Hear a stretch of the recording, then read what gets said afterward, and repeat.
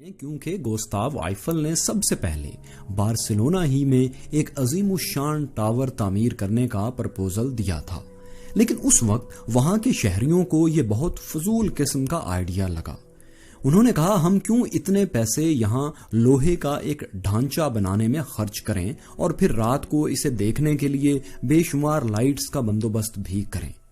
यह बेकार आइडिया लगा उन्हें, सो उन्होंने इसको रिजेक्ट कर दिया। उन्होंने गुस्ताव आइफल को कहा कि अपने इस प्रोजेक्ट को कहीं और ले जाकर मुकम्मल करें। दोस्तों, फिर हुआ भी ऐसा ही। बार्सिलोना से 1000 किलोमीटर दूर फ्रांस के मशहूर शहर पेरिस में गुस्ताव आइफल ने वही टावर तामीर किया जिसे आज दुनिया आइफल टावर के नाम से जानती है। आज की इस वीडियो में हम आपको आइफल टावर की मुकम्मल हिस्ट्री दिखाएंगे कि ये क्यों तामीर किया गया, इस पे कितनी लागत आई, इसने जंगे अजीम में कैसे अहम किरदार अदा किया और वो किस्सा क्या था जब आइफल टावर को बेच दिया गया था। 1889 में फ्रेंच रेवोल्यूशन को 100 साल मुकम्मल होना थे। फ्रांसीसी इनकलाब की 100 साला सालगिरह के मौका पर एक यूनिवर्सल एक्सपो यानी बैनुल-अक़वामी नुमाइश का एहतमाम किया जाना था। इस मौके पर एक शानदार यादगार तामीर करने का फैसला किया गया जो सेंट्रल पेरिस में वाक़या चैंप दी मार्स पर तामीर होना थी और इसको बैनुल-अक़वामी नुमाइश के दाखिली रास्ते पर बनाया जाना था। इस मकसद के लिए फ्रांस में एक कंपटीशन रखा गया, एक मुकाबला मुनक्किद किया गया जिसमें 100 से ज़ायद फनकारों ने मोनूमेंट्स बनाने के लिए अपने अपने आइडियाज पेश किए। इन 100 आर्टिस्ट्स में से गुस्ताव आइफल का प्रपोजल एक्सेप्ट कर लिया गया। ये वही प्रपोजल था जिसे स्पेनिश लोगों ने रिजेक्ट किया था। उसने 300 मीटर ऊंचा एक टावर तामीर करने की तजवीज दी थी जो कबूल कर ली गई और 1887 में इसकी तामीर पर काम शुरू कर दिया गया।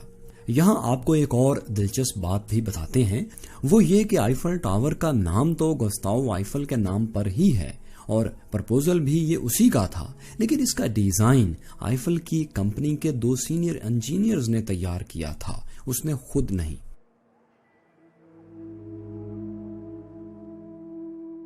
My curious fellows, Eiffel tower की चमक देखकर लगता है कि शायद ये स्टील का बना हो, लेकिन ऐसा हरगिज नहीं। हकीकत यह है कि आइफल टावर आयरन लोहे का बना हुआ है। इसकी तामीर के लिए खाम लोहा मशरकी फ्रांस से लाया गया था। फिर इस आयरन को आइफल कंपनी की फैक्ट्रीज में ले जाया गया जहां इसको पुल्डिंग प्रोसेस यानी आयरन को ऑक्सीडाइजिंग मादा की मौजूदगी में किसी भट्टी में डाला गया जहां हाई टेम्परेचर की वजह से पिघलाकर और फिर हथौड़े की मदद से इसे मखसूस शक्ल दी गई। इस अमल के दौरान लोहे में मौजूद इजाफी कार्बन का भी खात्मा हो जाता है। आखिर में इन लोहे के टुकड़ों को उस जगह ले जाया गया, जमा किया गया जहां आइफल टावर तामीर किया जाना था। दोस्तों, अब आपके क्यूरियस माइंड में ये सवाल तो जरूर आ रहा होगा कि अगर ये लोहे का है तो इसे जंग क्यों नहीं लगता। तो इसका जवाब यह है कि इसे जंग लगने से बचाने के लिए इस पर पेंट की एक मोटी तह लगाई गई है। इस पेंट की वजह से इस पर जंग नहीं लगता, लेकिन जाहिर है पानी और हवा की वजह से पेंट खराब भी तो हो सकता है। इसलिए इसे हर 7 साल बाद रीपेंट किया जाता है, दोबारा पेंट किया जाता है। ये रीपेंट करने की रिकमेंडेशन मशवरा भी गुस्ताव आइफल ने ही दिया था, जिसे आज की तारीख तक फॉलो किया जा रहा है। इसीलिए इसे आज तक जंग नहीं लग सका।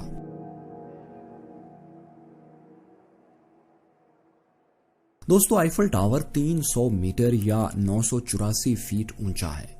इसकी तामीर मुकम्मल हुई तो इसे दुनिया की सबसे ऊंची इमारत या मोनूमेंट होने का एजाज भी हासिल हो गया, जो अगले 41 बरस तक 41 ईयर तक इसी के पास रहा। 1930 में अमेरिका के शहर न्यूयॉर्क में क्राइसलर बिल्डिंग तामीर हुई तो इसकी हाइट 319 मीटर्स थी। इससे आइफल टावर का ये एजाज कि वो बुलंद तरीन बिल्डिंग है क्राइसलर बिल्डिंग ने छीन लिया। आइफल टावर का टोटल वेट 10,100 टन है और इस पर 20,000 लाइट्स नस्ब हैं। इस टावर की 108 स्टोरीज हैं जबकि 3 प्लेटफॉर्म्स हैं। पहला प्लेटफॉर्म जमीन से 190 फीट बुलंद है जबकि दूसरा 376, 376 और तीसरा 900 फीट बुलंद है। इसमें 1710 सीढ़ियां हैं जबकि 8 लिफ्ट्स भी मौजूद हैं। एक अंदाजे के मुताबिक एक लिफ्ट एक साल में 64,000 मील या 1,03,000 किलोमीटर का फासला तय करती है।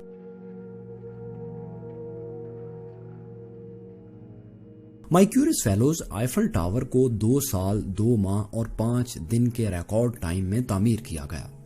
इसकी बेस को, इसकी बुनियाद को बनाने में सिर्फ 5 माह लगे और बाकी टावर की तामीर में सिर्फ 21 माह का वक्त लगा।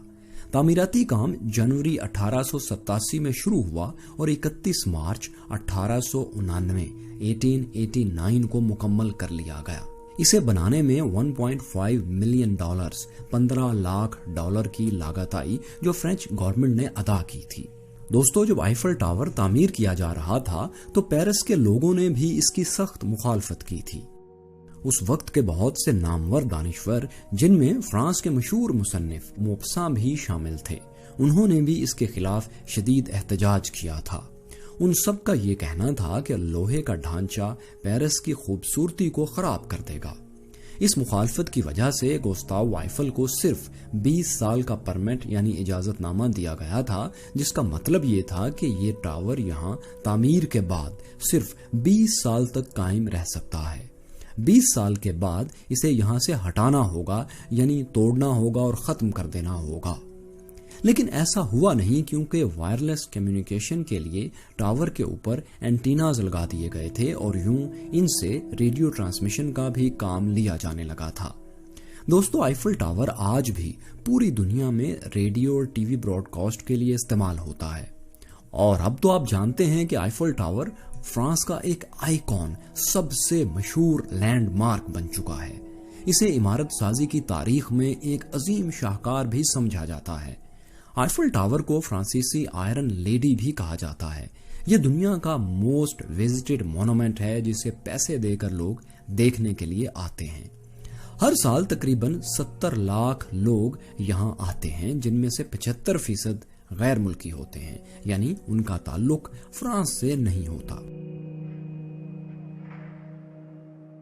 दोस्तों, जैसा कि हम आपको दिखा चुके हैं कि आईफल टावर से रेडियो कम्युनिकेशन का काम भी लिया जाने लगा था, इसलिए पहली आलमी जंग में आईफल टावर ने जबरदस्त रोल प्ले किया। बल्कि यूं समझ लें कि इसने पेरिस को एक मर्तबा तबाही से बचा लिया था। वर्ल्ड वॉर 1 में इस टावर का इस्तेमाल फ्रांसीसी फौज को अहम अहकामात भेजने के लिए किया गया, जबकि इस पर लगे ट्रांसमीटर्स ने जर्मन कम्युनिकेशन को कामयाबी से जैम कर दिया था। दूसरी जंग अजीम के दौरान भी आईफल टावर ने एक स्ट्रेटेजिक रोल प्ले किया। जब सेकेंड वर्ल्ड वॉर में जर्मनी ने पेरिस पर कब्जा किया तो फ्रांसीसियों ने लिफ्ट्स की केबल्स को काट दिया, ताकि नाजी आईफल टावर को प्रोपेगेंडा टूल के तौर पर इस्तेमाल ना कर सके। माई क्यूरियस फेलोज दूसरी जंग अजीम के दौरान ही हिटलर ने इस टावर को गिराने का हुक्म भी जारी कर दिया था, लेकिन जिस जर्मन जनरल को ये हुक्म दिया गया वो उससे पहले ही दुश्मन के सामने हथियार डाल चुका था, जिसकी वजह से आईफल टावर बच गया। दोस्तों, क्या आप जानते हैं कि आईफल टावर 2 बार फरोख्त होते होते बाल बाल बचा है, बल्कि एक बार तो इसकी रकम भी वसूल कर ली गई थी। ऐसा फ्रेंच गवर्नमेंट ने नहीं, बल्कि एक जालसाज विक्टर लस्टिंग ने किया था। माई क्यूरियस फेलोज, ये 1925 की बात है, 1925।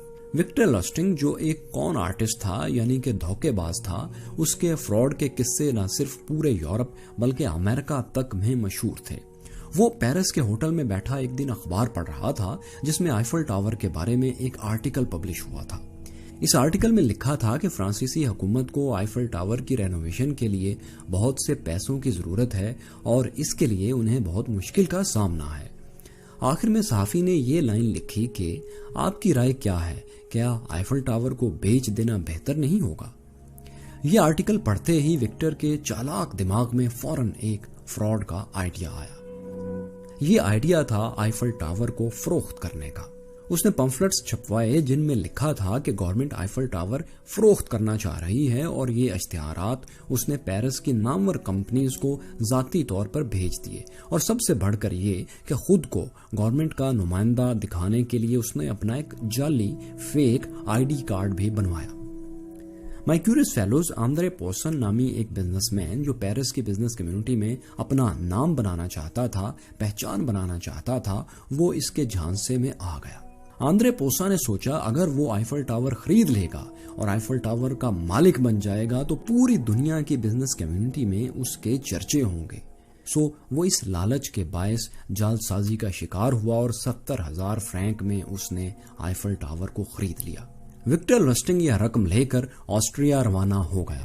अब लस्टिंग को, जो कि ऑस्ट्रिया में था, लग रहा था कि जब पोसा को पता चलेगा कि उसके साथ हाथ हो गया है तो वो बहुत शर्मिंदा होगा, जिसके बाद हो सकता है कि वो पुलिस को इत्तला करे और यह भी हो सकता है कि वो अपनी इज्जत बचाने के लिए पुलिस को इत्तला ना करे। लेकिन फिर भी लस्टिंग रोज अखबारात जरूर पढ़ता कि क्या पता उसके फ्रॉड की खबर किसी न किसी तरह अखबारात में छप ही जाए। लेकिन जल्द ही उसके ये शकूक शुबहात दूर हो गए।